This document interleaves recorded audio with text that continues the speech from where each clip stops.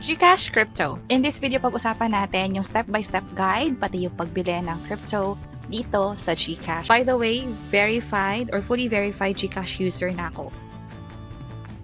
That's why, mas marami akong features na pwede ma-access dito sa GCash and also yung limit din is mas mataas. Kailangan ko lang i-update lahat ng information dito, so proceed lang ako. Tap natin yung next. Ito yung list of ID sa tinatanggap nila. Tap ko lang or piliin ko lang and then tap ko yung OK. So ito yung requirements, dapat actual ID at malinaw yung pagkakakuha. Tap ko yung OK. After ma-upload yung ID, this time selfie naman. So ito yung mga dapat tandaan. Basically walang nakaharang sa mukha at malinaw din ang pagkakakuha. Tap ko tong OK. And then lahat ng information dapat nagmamatch sa ID. Yung pangalan, yung birth details, and also yung iba pang mga information na required dito. So, proceed tayo sa next. May mga part dito na hindi na ma-edit kasi nakuha mismo yung information doon sa ID na pinicturean natin kanina. For the rest, i-update ko lang. Aside sa personal information, kailangan din ng place of birth and address. So, ito rin kailangan kompletuhin.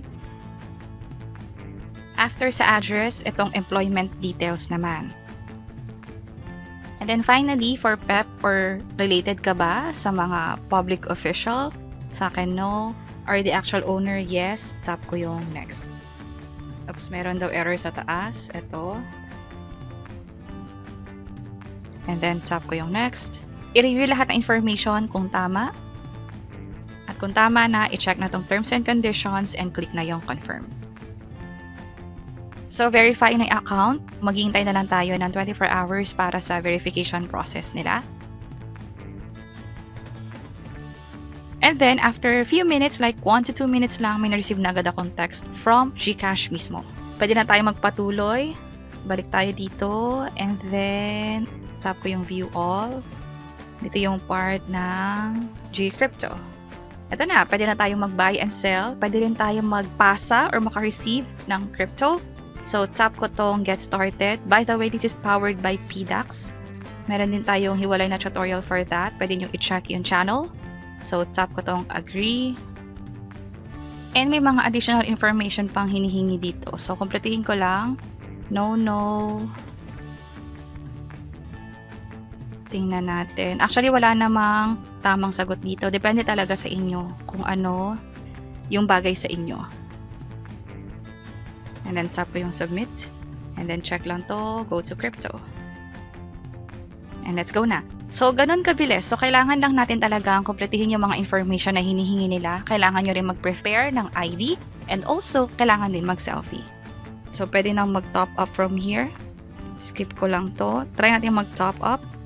Try natin is for as low as 100. Kaya ba? Tap ko yung continue. Kukunin siya sa GCash account natin. Walang charges for this. Tap pay. And ito na. So, pwede ko i-download itong screenshot. And then tap ko yung done. Click ko yung OK. Meron transaction ID rito. I-close ko lang. Tap ko ulit yung get started.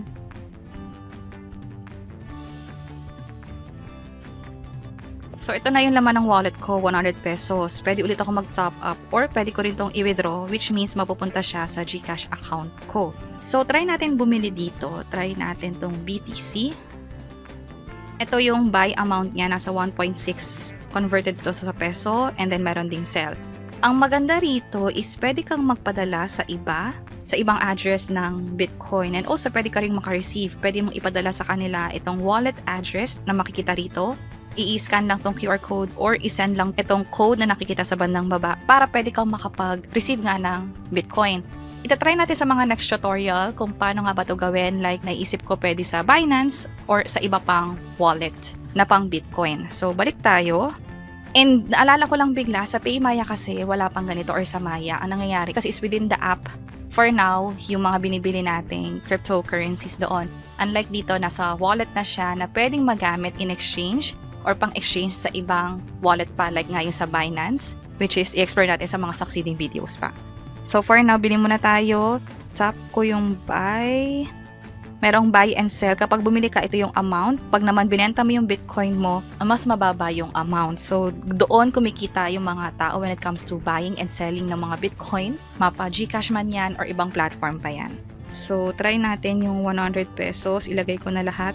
Ito yung makukuha ko, 0.0006. Kapag ba binabaan ko, anong mangyayari? So, ganito siya.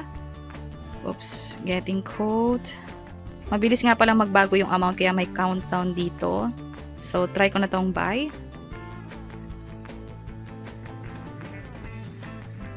And buy order pending. So, back to crypto tayo.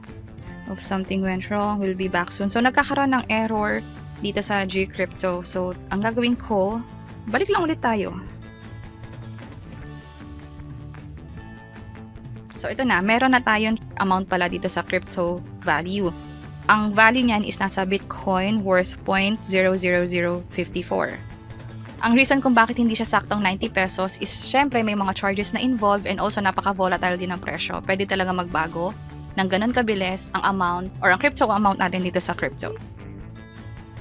So, magkaiba yung trading wallet natin dito sa crypto wallet. Kapag naman sinap ko ulit yung Bitcoin, pwede ko siyang ibenta.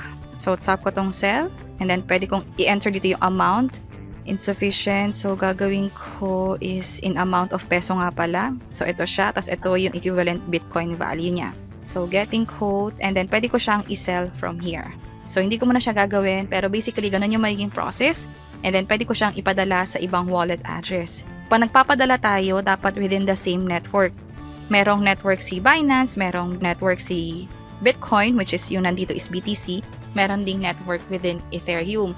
So, siguro pag-usapan pa natin yun further sa mga succeeding videos. Pero for now, functional siya. Mabilis lang din bumili at magbenta at mag-sign up or register dito sa Gcrypto within Gcash. Hindi naman tayo naka-encounter din ng mga sobrang laking issue sa pagbili at pagbenta na din.